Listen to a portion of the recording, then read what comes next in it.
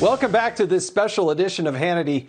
Now, here's a number I want you to remember. 61,312. That's the number of illegal immigrants the Biden administration has released into the country in just the first 3 full months of its control of America. February, March, and April. Compare that to the last 3 full months of President Trump's term. October, November, December. The number of migrants released then was 47.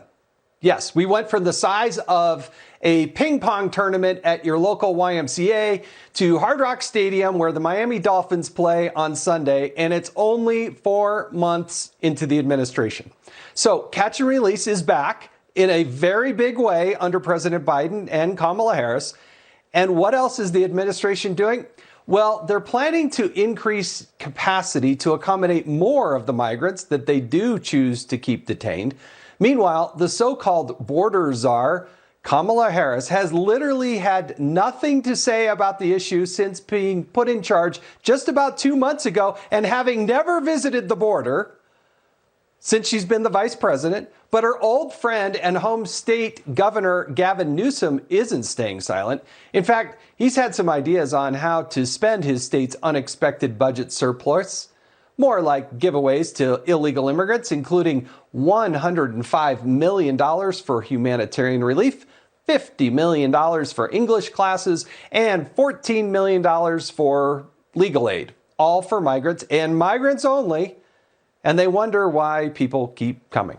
Here with reaction, the former acting secretary of the Department of Homeland Security, Chad Wolf, and the current Attorney General of Arizona, Mark Brnovich. Mr. Attorney General, I want to start with you. Look, we've got them streaming in by the tens of thousands.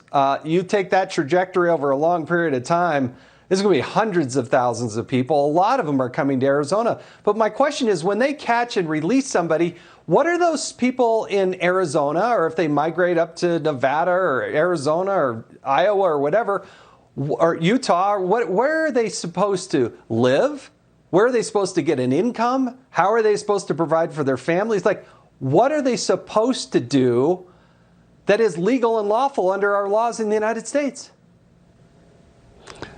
Jason, it is absolutely heartbreaking and despicable what the Biden administration is doing. And we were talking about these numbers. You were just talking about numbers.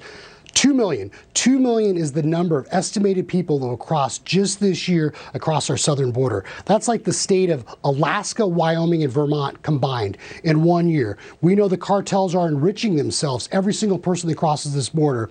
We know as a result of recent discovery in our lawsuit, one of our lawsuits against the Biden administration and its immigration policies, is as a result of that, they're not picking up people that are being released from prison. So you have felons, you have arsonists, you have aggravated assault, sexual predators that ICE is not picking up, they're not deporting, and as you just said, they're being released into our community. So this is not an Arizona problem, it's not a Texas, it's not a border problem. This will affect every person in the United States. You know, John F. Kennedy put a man on the moon, and this Biden is going to end up putting a felon in everyone's neighborhood. That, to me, is how far the Democratic Party has changed just in 40 years. It's shameful. Now, Chad, when I was in Congress, we held hearings because Biden, what they did is they released more than 60,000 people out into the homeland. These were people that were convicted of a crime here in the United States. And instead of deporting them, they just released them back out into the homeland. So more than 60,000. But we're just talking about the first few months. And I have seen Kamala Harris absolutely nowhere on this issue. Well, absolutely, Jason. I think what the last 4 months of this administration has seen, the policies have failed the American people, have failed the law enforcement officers of the Department of Homeland Security, and most of all, have failed the migrants, because it's the Biden administration that's encouraging these individuals to take this very dangerous journey through Mexico at the hands of the cartels and the traffickers and the smugglers.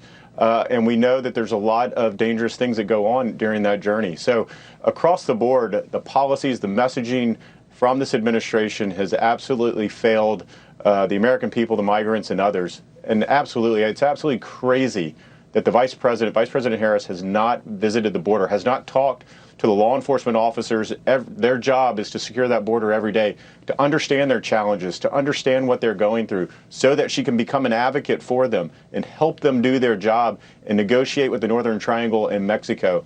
Instead, she will not go to that border. And I think that is a disservice, not only to the men and women of DHS, but really to the American people. Yeah, Mr. Attorney General, I got to tell you that Democrats try to play the compassion card. Oh, we care more. These are real families, and they are real families. But it's not compassionate to encourage them to make this treacherous travel northbound. I mean, when I talk to Border Patrol agents, they're telling me that somewhere between 60 and 100% of the women that are coming north are being raped along the way. Yeah, Jason, look, I'm a first-generation American. I understand why people want to come to this country, but we're a nation of laws. The reason why so many people are fleeing, communist countries and third-world countries is because the rule of law means something. We have a system of laws.